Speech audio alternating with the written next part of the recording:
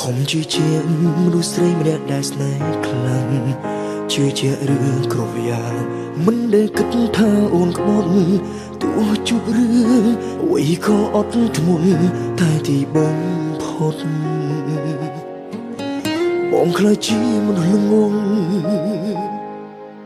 ស្រក់ទឹកភ្នែកឮមិត្តភក្តិអូនប្រាប់ផ្ទាល់គេស្គាល់តែបងហើយក៏ស្គាល់ម្នាក់នោះច្បាស់ដែរអូនប្រាប់ថាមិនចង់មានពីរបីទេតែអូនបារម្ភខ្លាចបងក្បត់អូននៅថ្ងៃណាមួយខ្លាចបងក្បត់ទើបអូនលួចទៅក្បត់បងមុនមែនទេអ្នកណាគេប្រាប់អូនឲ្យធ្វើបែបនេះឬក៏នេះជាអ្វីដែលអូនដឹងហើយក៏ធ្លាប់បានចេះធ្វើដោយខ្លួនឯងត្រូវស្រឡាញ់អូនខ្លាំងប៉ុណ្ណាទើបអូនមិនក្បត់សូមជួយកំណត់ឲ្យបងបានដឹងខ្លាំងខុសសូមសន្យាបងនឹងធ្វើឲ្យបានតាមបំណងព្រោះមិនចង់ឃើញអូនធ្វើមនុស្សក្បត់បងនិយាយថាខ្លាចបងក្បត់ទើបអូនក្បត់មក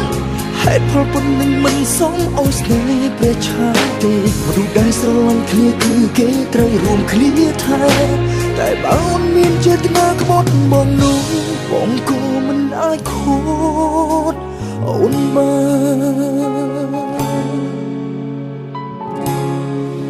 ស្រក់ទឹកភ្នែកឮមិត្តភក្តិអូនប្រាប់ផ្ទាល់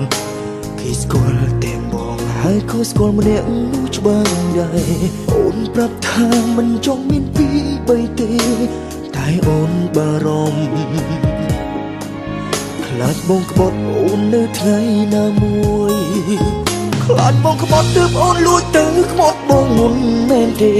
អ្នកណាគេប្រាប់អូនឲ្យធ្វើបែបនេះឬក៏នេះជាអ្វីដែលអូនដឹងហើយក៏ធ្លាប់បានចេះធ្វើដោយខ្លួនឯងត្រូវស្រឡាញ់អូនខ្លាំងប៉ុណ្ណាទើបអូនមិនក្បត់សូមជួយកំណត់ឲ្យបងបានដឹងខ្លាំងខុសសូមសន្យាបងនឹងធ្វើឲ្យបានតាមបំណងព្រោះមិនចង់ឃើញអូនធ្វើមនុស្សក្បត់កុំនិយាយថាខ្លាចបងក្បត់ទើបអូនក្បត់មក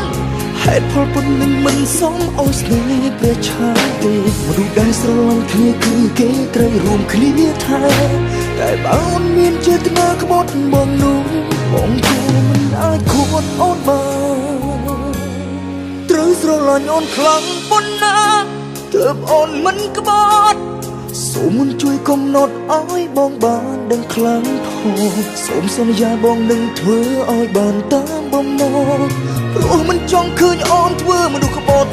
កុំនិយាយថាខ្លាចបងក្បត់ទើបអូនក្បត់ម